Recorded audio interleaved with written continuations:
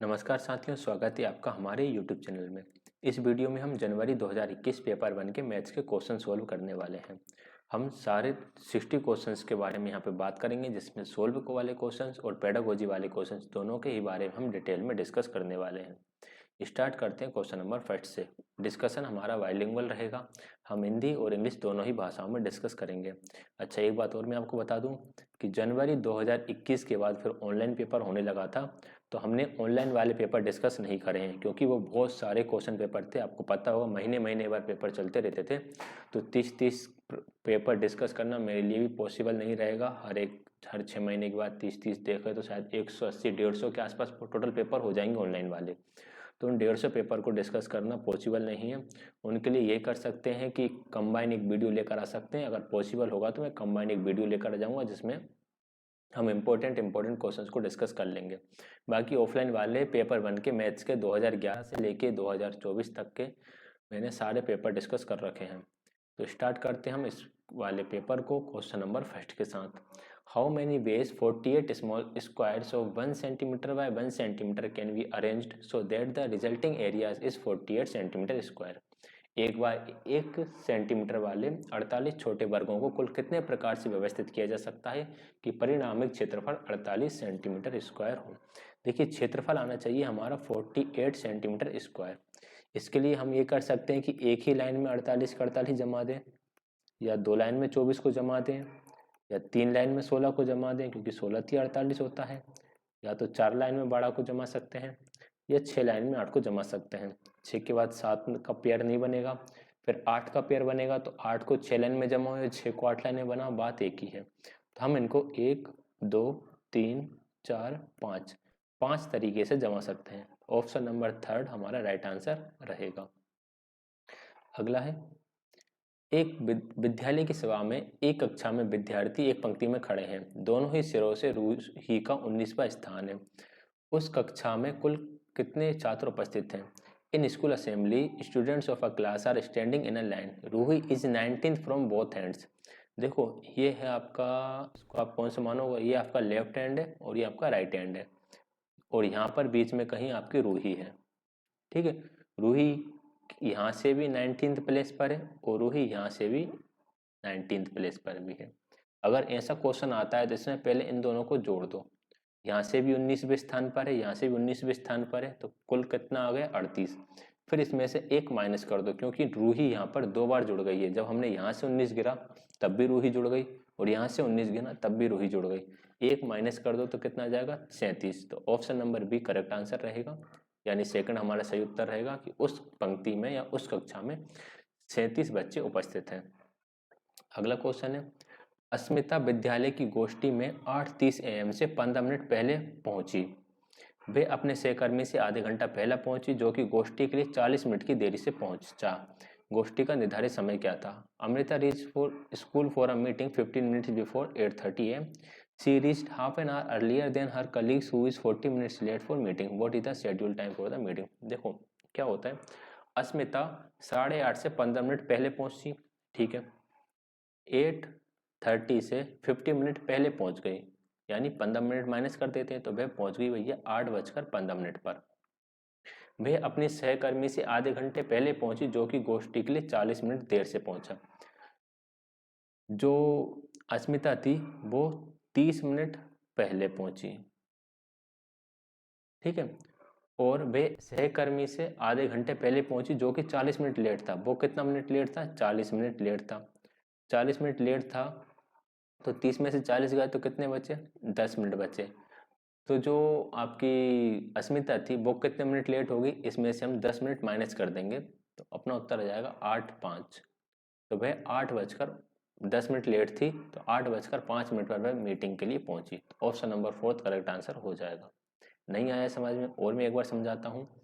देखिए, जो आपका ये जो व्यक्ति था, ये व्यक्ति 40 मिनट लेट था, ठीक है, और ये इससे 30 मिनट पहले पहुंची, तो ये कितने मिनट लेट हो गई? 10 मिनट लेट हो गई। ये कब पहुंची? 8:15 पे पहुंची, यानी ये 10 मिनट लेट पहुंची ना, तो 8:15 में से हमने 10 मिनट घटा दिए, तो कितने बचे? 8:05। तो भाई 8:05 जो था वो मीटिंग का टाइम था। तो राइट आंसर ऑप्शन नंबर 4 रहेगा। अगला है क्वेश्चन नंबर 34। एक संख्या 100 के आधे से अधिक है, यह 6 के दहाई से अधिक है, 9 के दहाई से कम है, 8 दहाई से कम है, इसके अंकों का योग 9 है, इसका दहाई का अंक इकाई के अंक का दोगुना है। चलो आखिरी लाइन की तरफ पढ़ते हैं पहले। इसका दहाई का अंक इकाई के अंक का दोगुना, दहाई और इकाई का दोगुना सिर्फ ऑप्शन नंबर सेकंड में दिख रहा है कि जिसमें दहाई का अंक इकाई के अंक का दोगुना हो, तो option number second correct answer हो जाएगा। आगे बढ़ेंगे नेक्स्ट क्वेश्चन की तरफ। ये बड़ा क्वेश्चन है, पहले ऐसे क्वेश्चन आते थे, अभी की शिफ्ट में ऐसे क्वेश्चन आना थोड़े कम हो गए हैं। थोड़ा हम इसको अरेंज करने की कोशिश करते हैं, पेज में आ पाएगा कि नहीं। चलो ठीक है, यहाँ पर नीचे रेट दे रखे हैं। सोहेल ने एक पैकेट क्रेयन खरीदा, एक पैकेट क्रेयन खरीदा उसने 15 रुपये 50 पैसे का। 2 पैकेट पेंसिल, एक पैकेट 14 रुपये का, तो 2 पैकेट हो गए 28 रुपये के। एक पैकेट स्केच पेन, एक पैकेट स्केच पेन 22 रुपये 50 पैसे के। एक कैंची, एक कैंची 17 रुपये की। चमकीले कागज की 5 सीटें, चमकीले कागज की एक सीट 2.5 रुपये की, तो 5 सीटें 12.5 रुपये की। एक पैकेट सजावटी स्टिकर, सजावटी स्टिकर 5 रुपये का, तो 5 रुपये का ये खरीदा। इन सबको जोड़ेंगे तो यहाँ पर 50 आ जाएगा और इन सबका टोटल 100 आ जाएगा। ठीक है, मैंने करा हुआ है ये क्वेश्चन क्योंकि मेरा जो पहला सीटेड था, मैंने जब पहली बार सीटेड दिया था, जब मैंने यही वाला पेपर दिया था 2021 वाला ही दिया था, और मेरे शायद 128 मार्क्स आए थे, जिसमें मेरे CDP में 30 आउट ऑफ 30 थे। सबसे ज़्यादा मार्क्स शायद मेरे इंग्लिश में कटे होंगे। हाँ, इंग्लिश में कम थे, 19-20 ऐसे कुछ ना मार्क्स थे, बाकी सब में ठीक ठाक मार्क्स थे। किसी दिन वीडियो में शेयर करूंगा मेरी स्ट्रेटेजी कि मैंने गवर्नमेंट जॉब पाने तक का सफ़र कैसे तय करा। तो इसका आंसर 100 रुपये होगा, उसे 100 रुपये का भुगतान करना पड़ेगा, 100 रुपये 50 पैसे का। ठीक, अगला क्वेश्चन है क्वेश्चन नंबर 36। एक रेलगाड़ी पटना से 30 मई 2020 को 23:44 पर चलती है और मुंबई 1 जून 2020 को 5:15 पर पहुंचती है। रेलगाड़ी की यात्रा में कुल कितना समय लगा? देखो, 30 मई को चली 23:40 से, तो 31 को भी चली, 31 को भी 23:40 हो गए होंगे, फिर 31 के 23:40 के बाद 1 जून आ गया, तो 1 जून को 5 घंटे 15 मिनट पर पहुंची वह। तो यहाँ से यहाँ तक तो वो कितना चल गई? 24 घंटे तो वो चल गए, यानी हमारी ट्रेन 24 घंटे चल गई। 40 मिनट ये, 40 मिनट के बाद 20 मिनट बाद कितने आ गई होगी? 1 तारीख आ गई होगी, तो ये 40 घंटे हो गए, और उसके बाद 20 मिनट बाद 1 तारीख आ गई। फिर जो 1 तारीख लगी, उस 1 तारीख में 5 घंटे 15 मिनट चली, उस 1 तारीख में 5 घंटे और 15 मिनट चली, दोनों को जोड़ देते हैं तो 29 घंटे 35 मिनट, 29 घंटे 35 मिनट का उसने सफ़र लिया, समय तय किया, इतने घंटे तक उसने सफ़र करा। क्वेश्चन नंबर 37 है, एक 5 अंकों वाली संख्या में 100वें स्थान का अंक 1000वें स्थान के अंक का 3/4 है। 100वें स्थान का अंक 1000वें स्थान के अंक का 3/4, यानी ये 6 जो है वो 8 का 3/4 होगा। 8 का 3/4 निकालेंगे, 4 दूनी 8, 3 दूनी 6, यानी ये हमारा ऑप्शन हो सकता है। ये 3/4 ये कि ये भी 3/4 है, तो ये भी हो सकता है।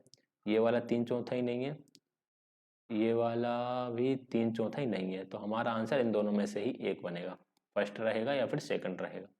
ठीक है, 10वें स्थान का अंक 100वें स्थान के अंक का 2/3 है। 10वें स्थान का अंक 100वें स्थान के अंक का 2/3, तो 6 का अगर हम 2/3 निकालें, 3 दूनी 6, 2 दूनी 4, तो ये वाला आंसर बन रहा है। और 3 का अगर हम 2/3 निकालें तो ये वाला आंसर ही बन रहा है। चलिए ठीक है, 10वें स्थान का अंक सबसे छोटी अभाज्य संख्या का वर्ग है। सबसे छोटी अभाज्य संख्या क्या होती है? 2, 2 का वर्ग होता है 4, तो 10वें स्थान का अंक सबसे छोटी अभाज्य संख्या का वर्ग है, यानी कि 4 है। 10वें स्थान पे 4 हमें सिर्फ ऑप्शन नंबर ए में दिख रहा है, तो ऑप्शन नंबर ए इसका करेक्ट आंसर हो जाएगा, सेकंड रॉन्ग हो जाएगा। हिंदी में डिस्कस कर दिया, मुझे लगता है इंग्लिश मीडियम वालों को कोई दिक्कत नहीं आएगी। Ones, tens, third, hundreds, thousand से बस वही बोलना था, बाकी मैथ्स में सोल्व करने का तरीका सेम ही होता है। 38, 18,763 पाने के लिए 8,008, 8,088 और 8,808 के योग में से क्या घटाना पड़ेगा? पहले हम इनको जोड़ देते हैं।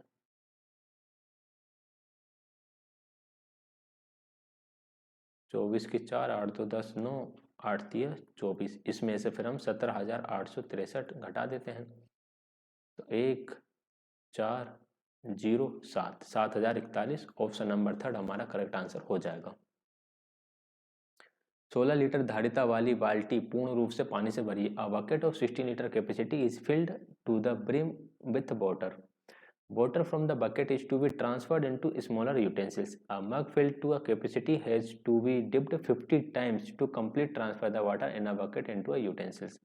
देखो ये बाल्टी है, ठीक है, इस बाल्टी से पानी किसमें भरना है, एक बकेट में भरना है और एक मग्गे से भर रहे हैं। अब 50 मग्गे लग गए इसको इसमें डालने, पानी को इसमें डालने पर, तो आपको बताना है कि मग्गे की धारिता कितनी थी। देखो मग्गे में लीटर में पानी तो आएगा नहीं, मिलीलीटर में आएगा, तो पहले हम इसको मिलीलीटर में कन्वर्ट कर लेते हैं। मिलीलीटर में कन्वर्ट करने के लिए 1000 से गुणा करना पड़ेगा। कितने मग्गे लगाए, 50 मग्गे लगाए, 50 से भाग लगा देते हैं, 0 से 0 कटेगी, 5 से काटोगे तो जाएगा 5 दूनी 10 20, इनका गुणा कर देंगे तो 16 दूनी 32, 320। 320 ऑप्शन नंबर फोर्थ में है, option number fourth correct answer हो जाएगा। अगला है क्वेश्चन नंबर 40। क्वेश्चन नंबर 40 पढ़िए और आंसर देने की कोशिश कीजिए। एक टैक्सी का मीटर पहले 2 किलोमीटर की यात्रा के लिए 50 रुपए का भाड़ा दिखाता है। A taxi meter shows the charge of ₹50 for first 2 kilometer of the journey and ₹16 for every subsequent kilometer traveled. Manju pays 258 as fare to travel from her house to railway station. How far the railway station from her home? ठीक है, देखो एक taxi पहले 2 kilometre के लिए 50 रुपये भाड़ा दिखाती है, फिर प्रति किलोमीटर के लिए 16 रुपये का भाड़ा दिखाती है।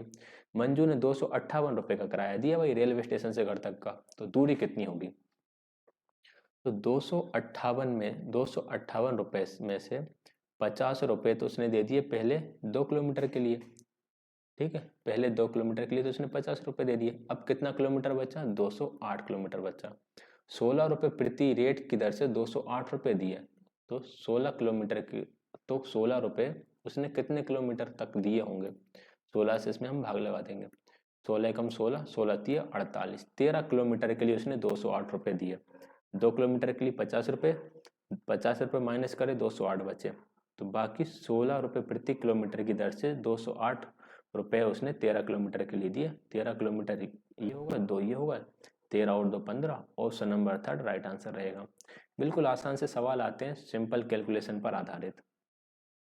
41 है, निम्नलिखित तालिका में मारिया और शहनाज द्वारा 100 में से प्राप्त 5 विषयों के अंक दर्शाते हैं। The following table shows marks obtain out of 100 by Maria and Shahnaz in 5 subjects. English में इतने, मैथ्स में इतने, ये इनके मार्क्स हैं, ठीक है। भाषाओं को छोड़कर मारिया और शहनाज से प्रत्येक विषय में अधिक अंक प्राप्त किए हैं। भाषाओं को छोड़कर, भाषाओं में मारिया के ज़्यादा हैं, मारिया के कम है, शहनाज के ज़्यादा हैं, और इसमें मारिया के ज़्यादा है, शहनाज के कम है, तो ये तो गलती हो गई। उन्होंने बोला भाषाओं को छोड़कर, जबकि भाषाओं में ही असमंजस्य है। मारिया ने शहनाज से केवल 2 विषयों में अधिक अंक प्राप्त करें। मारिया ने 1 2 3 विषयों में अधिक अंक प्राप्त करे हैं, तो ये भी गलत हो गया। गणित और विज्ञान में शहनाज के कुल प्राप्तांक इन विषयों में मारिया के कुल प्राप्तांकों से अधिक है। गणित और विज्ञान में इसने प्राप्त करे भाई मारिया ने, यहाँ लिख लेता हूँ मैं मारिया के, मारिया ने 88 और 90, तो 178 अंक प्राप्त करे, और शहनाज ने 78 और 72, इसने 150 अंक प्राप्त करे, यानी मारिया ने ज़्यादा अंक प्राप्त करे।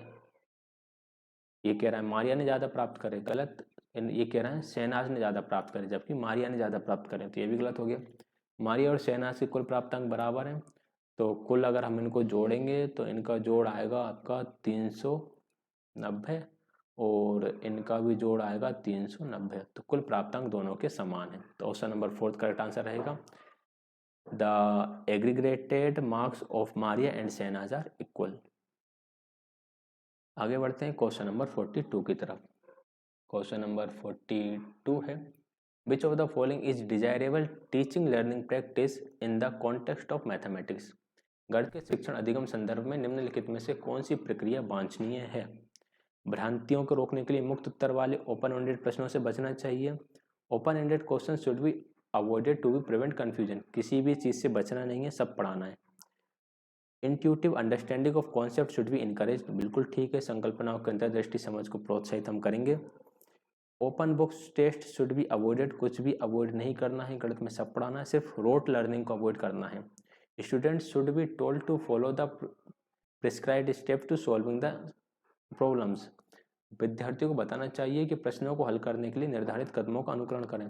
देखिए ये ठीक नहीं है, बच्चों से कहो कि सोल्व करो, कैसे ही स्टेप्स लिखो, लेकिन बस उत्तर सही आना चाहिए, ठीक।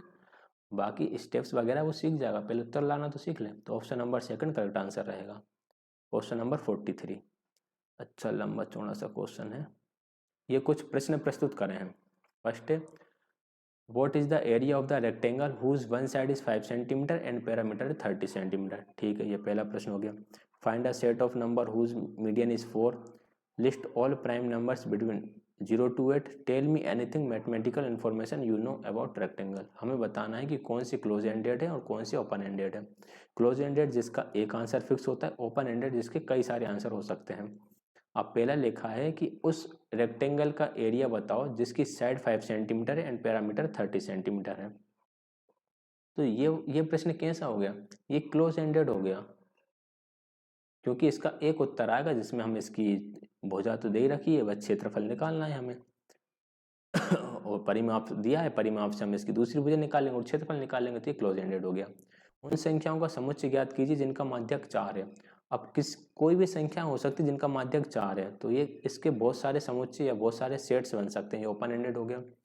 0 से 8 के में सभी अभाज्य संख्या, सभी अभाज्य संख्या अभी लिख देंगे, 2 3 5 7, बस आंसर खत्म, ये क्लोज एंडेड। आयतों के बारे में जो भी पता है सब कुछ बताओ, तो ये ओपन एंडेड। तो आपका ए और सी क्लोज है, बी और डी ओपन है, ए और सी क्लोज, बी और डी ओपन, ऑप्शन नंबर 4 में है, ऑप्शन नंबर 4 करेक्ट आंसर रहेगा। आगे है क्वेश्चन नंबर 44, गणित के शिक्षण अधिगम पर निम्नलिखित में से किसका प्रभाव होने की संभावना न्यूनतम है? Which of the following is least likely to impact teaching learning in mathematics? तो किसका प्रभाव होने की संभावना न्यूनतम है? Enhance quality of feedback, feedback की क्वालिटी में वृद्धि हमें करना चाहिए। Using result of assessment to modify teaching, बिल्कुल ठीक है भाई, मूल्यांकन का जो परिणाम आया उसका प्रयोग करो आप शिक्षण में परिवर्तन करने में। Knowing base in which assessment affected the confidence of learning, ये भी ठीक है, मूल्यांकन के कारण छात्रों के आत्मविश्वास पर प्रभाव डालने वाले तरीकों की जानकारी, कि भाई मूल्यांकन से बच्चों का जो आत्मविश्वास है वह कहीं कम तो नहीं हो रहा है, बच्चों का आत्मविश्वास जो है वह बढ़ना चाहिए। Providing complete solution of students wrong answer, complete solution नहीं देना आपको, उसे हिंट दे सकते हो, हाफ सॉल्यूशन दे सकते हो, तो इससे प्रभाव कम पड़ेगा, ठीक है। पूरे के पूरे सही उत्तर दे दोगे तो वह आलसी हो जाएगा, खुद से उत्तर ढूंढने की कोशिश ही नहीं करेगा। आगे बढ़ते हैं नेक्स्ट क्वेश्चन की तरफ। क्वेश्चन नंबर 45, रोहन ने अनुभव किया कि वर्ग एक समचतुर्भुज और एक आयत दोनों ही है। Rohit realise squares is both rhombus and rectangle. जब बच्चा संबंध बताने लगता है तो वह वेन है, लेकिन कौन से स्तर पर पहुंच जाता है? सेकंड लेवल पे पहुंच जाता है। राइट आंसर ऑप्शन नंबर 3 रहेगा। इन पर आधारित क्वेश्चन करने लगे तो वह निगमन पर, खुद से थ्योरम बनाकर उन्हें सोल्व करने लगे, तर्क देने लगे, तो वह दृढ़ता के स्तर पर पहुंच जाता है। और सेकंड स्तर पर सिर्फ समझ, आकृतियों की पहचान सीखता है कि यार इनकी विशेषताओं को बता सकता है कि जो अगर इस हम एक स्क्वायर और एक रेक्टेंगल ये एक दूसरे से किस तरह से अलग है, इनमें संबंध स्तर 2 पर, इन पर आधारित प्रमेय स्तर 3 पे करता है। तो राइट आंसर इसका ऑप्शन नंबर 3 रहेगा। अगला है क्वेश्चन नंबर 46, किन्हीं दो पूर्ण संख्याओं का योग एक पूर्ण संख्या होता है, पूर्ण संख्याओं के इस गुण को किस प्रकार उल्लेखित किया जाता है? The sum of any two whole numbers is a whole number. This property of a whole number is refers to, ये क्लोजर प्रॉपर्टी कहलाती है। क्लोजर प्रॉपर्टी में अगर आप दो संख्याओं के बीच में कोई भी ऑपरेशन लगाओ, ऑपरेशन लगाना मतलब जोड़ घटाना गुणा भाग, ये बेसिक 4 ऑपरेशन है, ठीक है। यहाँ पर योग का ऑपरेशन लगाया है, कोई भी ऑपरेशन लगाओ और उस ऑपरेशन के बाद वही नंबर अगर हमें मिलता है तो उसे हम क्लोजर प्रॉपर्टी बोलते हैं, समग्र गुण बोलते हैं, ठीक। तो राइट आंसर ऑप्शन नंबर 1 रहेगा। 47 है, गणित के शिक्षण अधिगम के विषय में निम्नलिखित में से कौन सा कथन सत्य नहीं है? Which of the following statement regarding mathematics teaching learning is incorrect? Mathematical learning is a social process involving dialogue, बिल्कुल सही बात है भाई, एक सामाजिक प्रक्रिया है जिसमें संवाद शामिल है, डायलॉग होते हैं मैथ्स में। Culture and context has no role in constructive mathematical knowledge, ये गलत है। ये कह रहे हैं कि गणित के ज्ञान की संरचना में संस्कृति और संदर्भों की कोई भूमिका नहीं है। सरासर गलत क्वेश्चन है, संस्कृति की बहुत बड़ी भूमिका होती है। तो हमें करेक्ट बताना था, यही करेक्ट नहीं है, बाकी तो करेक्ट ही होंगे। Mathematical knowledge can be created in primary class student through observation of pattern and generalisation, ये बिल्कुल ठीक है। अवलोकन और सामान्यीकरण से प्राथमिक कक्षा में गणितीय विद्यार्थियों में गणित के ज्ञान का सृजन किया जाता है। अगला है argumentations and negotiations plays an important role in creating mathematical knowledge, ये भी सही है। गणितीय ज्ञान के सृजन में तर्क और वार्ता की भूमिका है। बस हम संस्कृति को और समुदाय जो है हमारे, इनको हम कभी भी इग्नोर नहीं करेंगे। तो option number second correct answer रहेगा, हमसे नोट पूछा गया था। अगला है क्वेश्चन नंबर 48। प्राथमिक स्तर पर संख्याओं को पढ़ाने के लिए निम्नलिखित में से कौन से कथन सत्य हैं? Which of the following statement is are true regarding teaching numbers in at primary level? संख्याओं की अंतर्दृष्टि समझ को प्रोत्साहित करना चाहिए, ये ऑप्शन को तो रखना ही है। बच्चों को देखो, संख्याओं की समझ तो बच्चों को आप बताओगे ही ना शुरुआत में ही, तो ए को तो रखोगे, ए को रखोगे तो सेकंड और फोर्थ गलत हो गए हमारे। अब हमें देखना है बी और डी में से कौन सा सही है, सी को भले ही छोड़ दो। बी क्या है? Writing numbers should be taught in sequence, और ये ordering इररिलेवेंस of numbers should be encourage. देखो, जब आप छोटे बच्चों को स्टार्टिंग में सिखा रहे हो, संख्याओं को पढ़ना सिखा रहे हो, तो उसे ये पता चल जाए ये 3 है। अगर वो ये सीख जाए ये 3 है, ये मत सिखाओ कि ये 1 के, ये 2 के बाद आता है, कि 4 के पहले आता है। सीक्वेंस मैटर नहीं करता, सीखना मैटर करता है। तो इस हिसाब से ऑप्शन नंबर 4 सही रहेगा, और यहाँ हम ऑप्शन नंबर 3 की तरफ चले जाएंगे, ए और डी। आगे बढ़ेंगे नेक्स्ट क्वेश्चन की तरफ। Question number 49। प्राथमिक स्तर पर गणित पढ़ाने के लिए निम्नलिखित में से कौन सा पहलू अत्यंत महत्वपूर्ण है? Which of the following is most important aspects of teaching mathematics at primary level? Making mathematics part of children's life experience, बिल्कुल सही है, सबसे ज़्यादा इंपॉर्टेंट है। गणित को बच्चों के जीवन के अनुभव का भाग बना देना चाहिए। डेवलपिंग रिगर इन कैलकुलेशन, परिकलन में परिशुद्धता नहीं आती बचपन में, भाई गलती करेंगे ही। Preparing for higher education and employment, बिल्कुल नहीं भाई, बच्चों को पहले पढ़ना सिखाना है गणित, उन्हें उच्चतर पढ़ाई रोजगार के लिए तैयार होते रहेंगे वो। Promotion and preparing for technology, technology इतने जल्दी बच्चों को कहाँ, आजकल के बच्चे तो खैर हालांकि टेक्नोलॉजी से बहुत जल्दी ही जुड़ जाते हैं, बट महत्वपूर्ण जो पहलू है प्राथमिक स्तर पर गणित पढ़ाने का, कि बच्चे गणित जो है उसको अपनी डे टू डे लाइफ का पार्ट बना लें। घर पे चम्मच ही गिन रहे हैं, ठीक है, चॉकलेट ही काउंट कर रहे हैं, तो ये सारे उनके दैनिक जीवन का पार्ट बन जाएगा। Question number 50। निम्नलिखित क्रियाकलापों में से किससे विद्यार्थियों के त्रिविम विवेचन दिक स्थान समझ विकसित होने की संभावना अधिक है? Which of the following activity is most likely to develop spatial reasoning? Special reasoning मतलब स्थान की समझ, जगह की समझ, की आकृतियाँ कैसी होती हैं, कैसे जगह घेरती हैं, कितनी जगह में कौन सी आकृति बनेगी। Identify pattern numbers, number chart से आकृति की समझ नहीं आएगी। सुडो को गेम से नंबर पहचानना सीखेगा, लेकिन आकृति की समझ कहाँ आएगी। आइडेंटिफाई टेसलेटिंग फिगर्स, बिल्कुल ठीक, चौपड़ आकृतियों को पहचानना। आंकड़ों को निरूपित करने के लिए डंड आले खींचने से भी आकृति की समझ नहीं आएगी। ऑप्शन नंबर 3 से आएगी, जब वो चौपड़ में विभिन्न प्रकार की देखेगा वर्ग और जो रेक्टेंगल्स हैं वो, कि किस तरह से ये अरेंज हैं, कितनी जगह में ये बन रहे हैं, तो दिक स्थान समझ विकसित होगी। 51 है, बच्चों को भिन्न की संकल्पना पढ़ाने के लिए निम्नलिखित में से क्या अत्यंत उपयुक्त है? Which of the following is most suitable for teaching children the concept of fraction?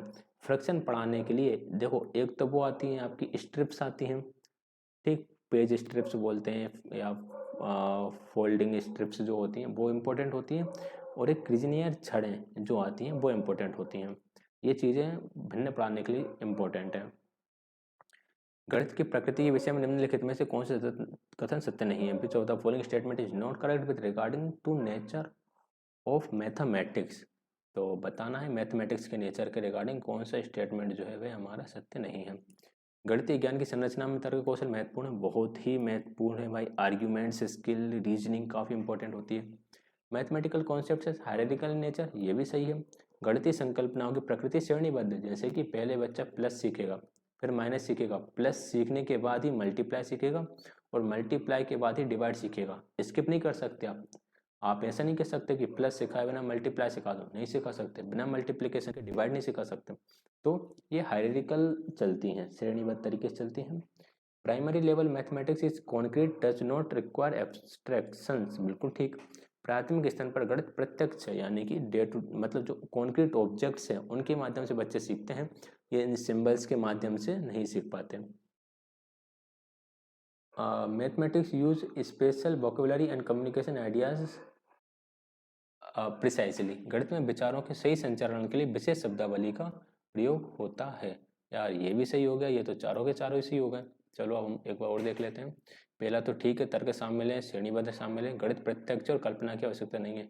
Does not require abstraction, oh my God, यहाँ पे लिख दिया कि एब्स्ट्रैक्शन की आवश्यकता ही नहीं, कल्पना की आवश्यकता नहीं, कल्पना की आवश्यकता तो है। एब्स्ट्रैक्शन थोड़ा बहुत तो लगेगा ही, कि जैसे कि ये 1 है, ये 2 है, ये 3 है, ये एब्स्ट्रैक्शन के अंदर ही आ जाएगा, ठीक है। तो ऑप्शन नंबर 3, देखो जल्दबाजी में गलत मत करना, मैं जल्दबाजी में गलत कर रहा हूँ यहाँ पर, क्योंकि मुझे तो बस क्या करना है, वीडियो रिकॉर्ड करना है। रात बहुत हो रही है तो जल्दी जल्दी कंप्लीट करना है इसको, लेकिन ऐसा आप जल्दबाजी मत करना।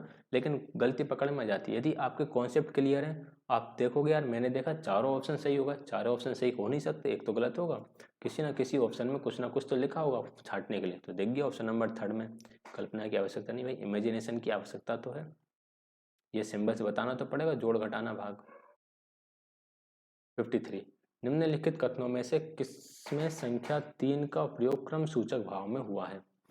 ऑर्डिनल सेंस में हुआ। ऑर्डिनल सेंस मतलब क्या होता है, फर्स्ट, सेकंड, थर्ड, ये ऑर्डिनल है। एंड कार्डिनल क्या होता है, 1 2 3 कार्डिनल होता है। तो मैं इस इमारत की तीसरी मंजिल में रहता हूँ, थर्ड फ्लोर, थर्ड फ्लोर आ गया तो ये ऑर्डर हो गया। 3 रूम्स कार्डिनल है, 3 टीम्स कार्डिनल है, 3 पेंसिल्स कार्डिनल है। तो फर्स्ट ऑप्शन राइट आंसर रहेगा। 54, शुद्ध कथन को पहचानिए, आइडेंटिफाई द करेक्ट स्टेटमेंट। यदि दो आकृतियों का क्षेत्रफल समान है तो उनका परिमाप समान होगा, बिल्कुल जरूरी नहीं है। अगर उनका एरिया सेम है तो पैरामीटर डिफरेंट हो सकता है। हम इसको एक एग्जांपल के द्वारा समझ सकते हैं कि मान लीजिए कि एक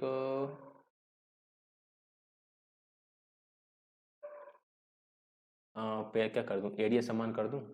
एरिया समान करने के लिए ठीक है, एक आपका स्क्वायर है, एक स्क्वायर जिसकी साइड है 6 सेंटीमीटर, साइज 6 है तो इसका एरिया 6 6 36 हो जाएगा। और इसका पैरामीटर इसका एरिया 36 हो गया। अब हम एक रेक्टेंगल ले लेते हैं।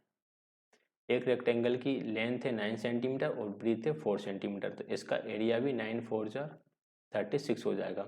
अब हम इसका पैरामीटर निकालें, जिसकी साइड 4 सेंटीमीटर है, इसका पैरामीटर निकालेंगे तो जिसकी साइड 6 सेंटीमीटर है, सॉरी 4 नहीं है, इसकी साइड है 6 सेंटीमीटर, इसका पैरामीटर निकालेंगे। पैरामीटर होता है 4 इंटू भुजा, भुजा या साइड, तो 4 6 कितना हो जाएगा 24।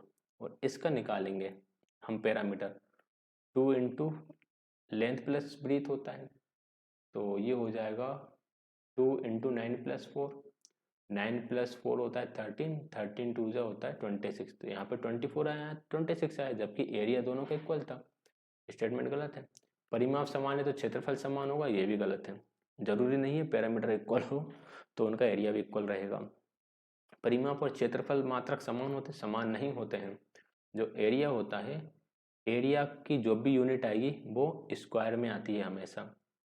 और जो आपका पैरामीटर होता है, एरिया, इस पेन को क्या हो गया, जो आपकी पैरामीटर आती है उसकी यूनिट सिंपल आती है, और एरिया जो होता है उसकी यूनिट हमेशा स्क्वायर में आती है। किसी आकृति का आकार उसके परिमाप का निर्धारण करता है, ये बात ठीक है भाई। जो ये शेप है, चारों तरफ की बाउंड्री की जो लेंथ होती है वही तो आपकी पैरामीटर होती है। जो शेप है उसका डिटर्मिनेंट क्या करेगा, उसका पैरामीटर करेगा। तो ऑप्शन नंबर 4 सही है, बाकी ऑप्शन गलत है, तो 4 करेक्ट आंसर हो जाएगा। क्वेश्चन नंबर 56, गणितीय पाठ्यक्रम के संबंध में शुद्ध कथन को पहचानिए, identify the correct statement with respect to the mathematical curriculum. बीज गणितीय विचारों की नींव प्राथमिक स्तर पर डाली जा सकती है, बिल्कुल। आप थोड़ा बहुत बच्चों को प्राथमिक स्तर यानी 5वीं क्लास तक आप बता सकते हो कि भाई एलजेब्रा किस तरह से काम करता है, अलग तरीके से कॉन्क्रीट ऑब्जेक्ट के माध्यम से, कम सिंबल्स का यूज करके। The concept of fraction should be introduced only at upper primary, ये गलत है कि अपर प्राइमरी पर ही भिन्न की संकल्पना दें। The concept of negative number should be introduced eight primary level for better understanding, भाई नेगेटिव नंबर्स जो है ना वो 6th क्लास में सबसे पहले बच्चों को बताए जाते हैं, ये प्राइमरी में आएगा ही नहीं। The concept of area measurement should be introduced only at upper primary, बिल्कुल गलत है। एरिया मेजरमेंट जो है वो 4th क्लास और 5th क्लास से आना शुरू हो जाता है, तो इसको आप केवल उच्च प्राथमिक स्तर पर तो नहीं दे सकते। अगला है क्वेश्चन नंबर 56, तो इसका right answer option number first रहेगा, ठीक है, ध्यान रखना। अगला है क्वेश्चन नंबर 56, प्राथमिक स्तर पर त्रिभुजों की अवधारणा का परिचय देने के संबंध में शुद्ध कथन पहचानिए। Identify the correct statement with regard to introducing the concept of triangle at primary level. पहले त्रिभुज की परिभाषा, भाई डेफिनेशन तो कभी नहीं देना प्राइमरी लेवल पर, समझाना है। Children should only be exposed to equilateral triangle to avoid confusion, गलत, कंफ्यूजन तो बनाना है भाई, कंफ्यूजन क्रिएट करना है बच्चों के अंदर। ये देखो आपने 4 ट्राइंगल देख ली, 3 तरह के ट्राइंगल देख ली, क्या रिलेशन है इनमें। Children should be expose to triangle of all types but exposure to other figures should be avoided, गलत है भाई। सारे फिगर्स के साथ ट्राइंगल बताओ ना, ये बताओ उनके साथ, और फिर ये बताओ, क्या ना बताओ दोनों में क्या अंतर है, साथ में चाहे तो ये भी बता दो, ये भी बता दो, आप तो हर तरह की आकृति बताओ एक साथ। Children should be expose to triangle of all types also other figures, ये ऑप्शन सही है। बच्चों के समक्ष सभी प्रकार के त्रिभुज व अन्य आकृतियां भी प्रस्तुत करनी चाहिए ताकि उनका कंफ्यूजन दूर हो जाए कि यार ये चीज ये और ये, इनमें क्या अंतर है। आगे क्वेश्चन नंबर 57, विभाजन के एक प्रश्न में भाजक भागफल का 5 गुना है और शेषफल का 2 गुना है।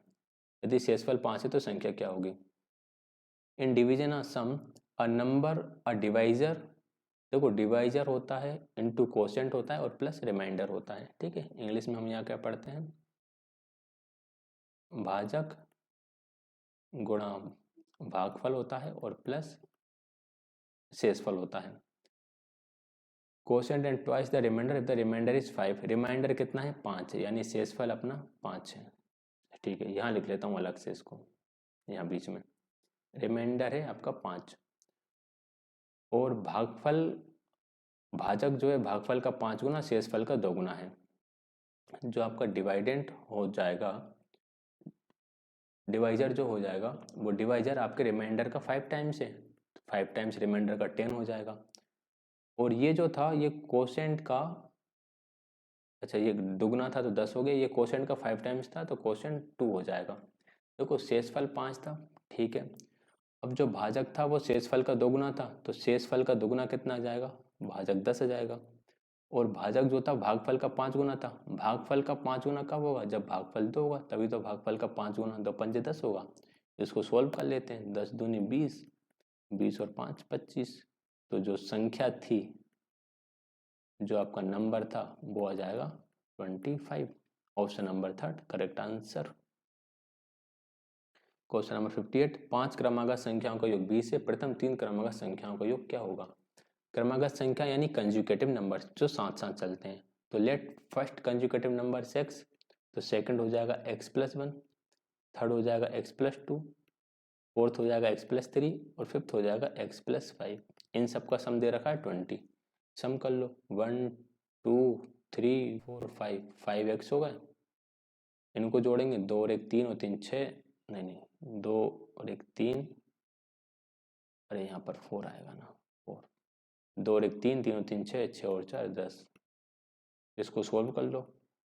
10 यहाँ जाके माइनस होगा तो 10 बचेगा, x की वैल्यू कितनी आ गई, x की वैल्यू 2 आ गई।